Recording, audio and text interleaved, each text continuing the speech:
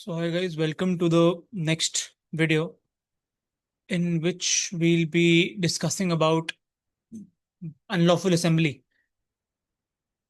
It is under section 189 per se of the Bharatiya Nyaya Sanhita. Then it is further explained in 190 as well. So, section 190 में क्या लिखा है हम ये देखते हैं पहले. It is the exception to the general principle of criminal law that a man can be held liable only for an offense committed by him.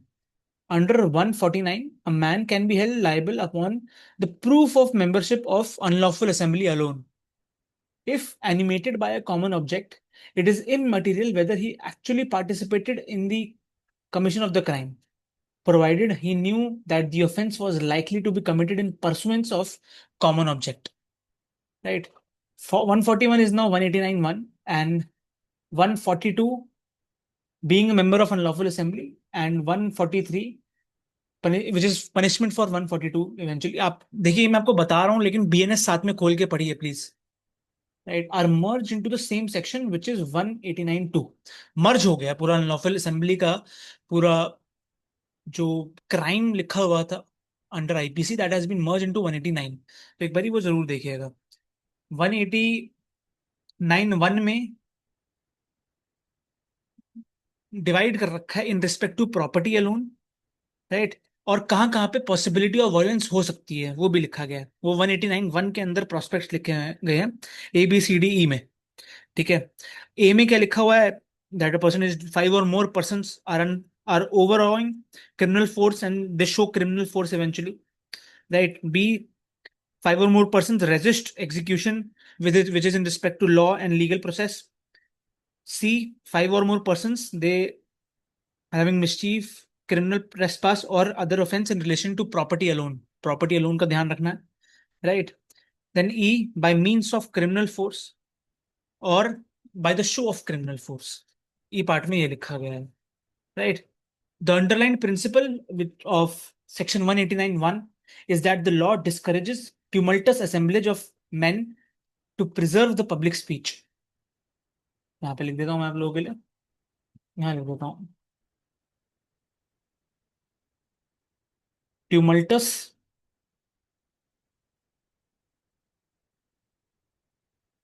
assemblage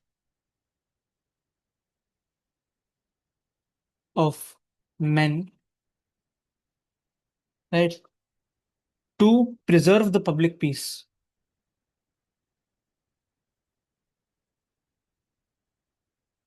The public peace. Right. 189(1) defines what is an unlawful assembly, and it says that said section has delineated the very object of unlawful assembly in the respective 5 clauses, which I've just told you. This is important to know. It is important to note that the word object means the purpose or design, and in order to make it common, it must be shared by all. 189(2) gives the connotation of a member of an unlawful assembly. It also clarifies that mere membership is sufficient for a person to be considered as a part of unlawful assembly. ठीक है, mere membership is enough. Ship is enough. Right. Then there must be a next. यहाँ देखिए essentials क्या क्या है मैं आपको ये बता देता हूँ. 5 or more person की असेंबली होनी चाहिए. कॉमन ऑब्जेक्ट होना चाहिए. The common object must be for an act specified under section 189(1), which I have just stated. There must be a nexus between the crime and the object, and mere presence without participation is sufficient, provided it was in furtherance of common object. The common object may be preconceived or may arise on the spot. Thus, if a criminal act was a fresh and independent act arising wholly from the mind of one of the members, the others cannot be held liable due to mere contemporaneity. ठीक है, simple principles 3 दिए हैं. ठीक है, एक है Rajnath versus state of UP का case, वो मैं यहाँ लिखता हूँ आपके लिए, वो इंपॉर्टेंट है. Rajnath versus state of UP. ठीक है। Merely because some person assemble, all of them cannot be considered to be a part of unlawful assembly.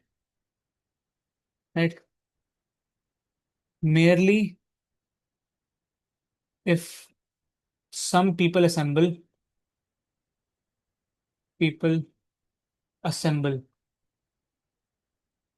then unlawful assembly नहीं होगा, क्योंकि क्या पता कॉमन कॉमन इंटेंशन ही नहीं है उनकी किसी चीज को हर्ट पहुंचाने की।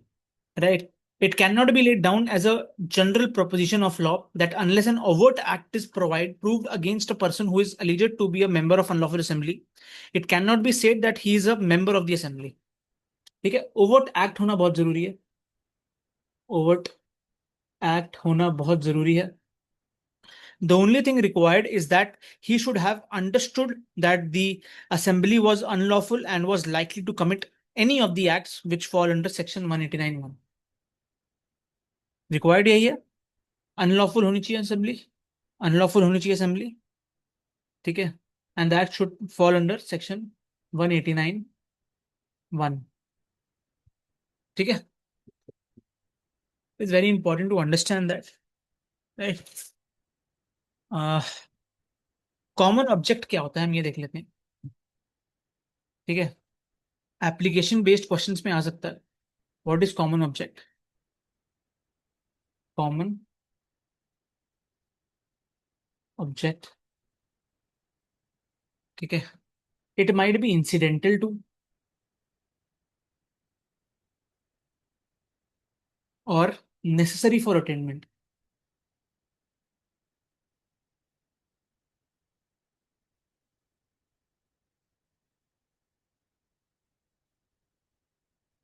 ठीक है। इसका मतलब क्या होता है मैं आपको समझाता हूँ। ठीक है। जब भी कोई एप्लीकेशन बेस्ड क्वेश्चन आएगा, ठीक है, application based question, in application based question we have to prove what is a common object under the crime of unlawful assembly as well। right।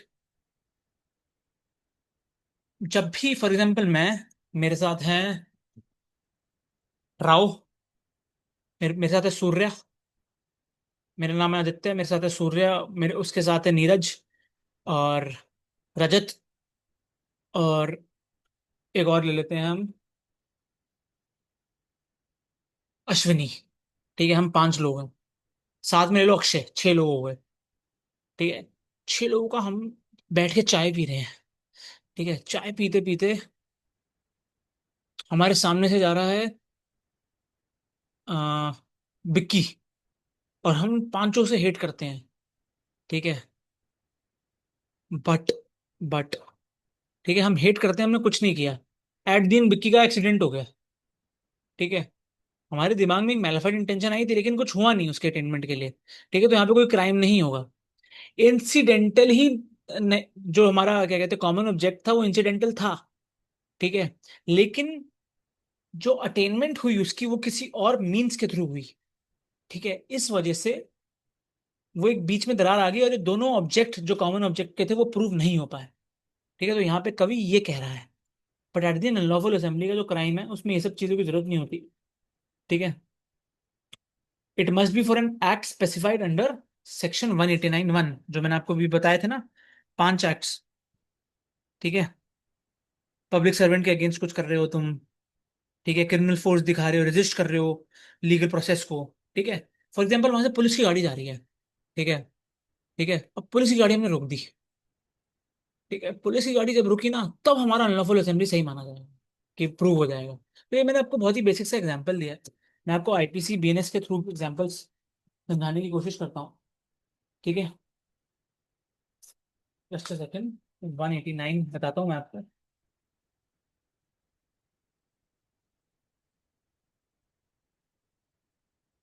Yes. 189 में कोई ऐसा आपको इलिस्ट्रेशन नहीं दे रखी है। ठीक है, जो मैं आपको समझा पाऊंगा, लेकिन सबसे बेस्ट इलिस्ट्रेशन मैंने आपको बताई कि अगर पुलिस वाली गाड़ी को हमने घेराव कर लिया, ठीक है, मतलब हमने रोक दिया 6-7 लोगों ने, या किसी भी लीगल प्रोसेस को हिंडर कर दिया, तो हम अनलॉफुल असेंबली के क्राइम के अंतर्गत क्या कहते हैं, खराब माने जाएंगे, मतलब कन्विक्ट माने जाएंगे। वो कन्विक्ट तो हर कोर्ट ही करेगी, पुलिस हमें पकड़ लेगी, ये इसका मतलब हुआ। ठीक है, mayor presence in unlawful assembly cannot render a person liable unless he was actuated by common object. Common object is the essential. For an act set out in section 141, there need not be any pre-planning among the members of the unlawful assembly. ठीक है, in the prosecution must be distinguished from during the prosecution for common object. If five people enter into a house with the object of robbery and one sneaks aside to commit rape, the others cannot be held liable due to mere contemporaneity. It was not in persecution of the common object, but not during it. ये thin line of difference create कर दिया है। ठीक है, ये जो मैंने आपको समझाया ना अभी। ठीक है, व्हाट इज इट, यहाँ पे कवि क्या कहना चाह रहा है हम ये समझते हैं। For example, if five people enter in to a house with the object of robbery and one sneaks aside to commit rape, the others cannot be held liable due to the mere contemporaneity as it was not in persecution prosecution of the common object। और common object कुछ और था लेकिन एक ने rape कर दिया, तो रेप के लिए सम कन्विक्ट नहीं होगा। तो यहाँ पे कवि ये कह रहा है। ये तो ये केसेस हैं, आप लोग ये पढ़िएगा। Mizaji versus state of UP में dispute existed between two sides, five accused came bearing different weapons, gun, lathi, spear, etc. When an altercation occurred between two sides, the accused bearing the gun fired at the victim and killed him.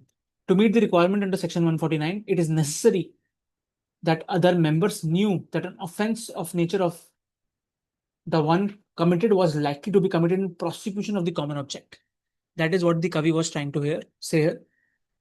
Court held all five liable under unlawful assembly, right? Since the others would have not known, it is likely that an offense of murder may be committed given the nature of the weapon.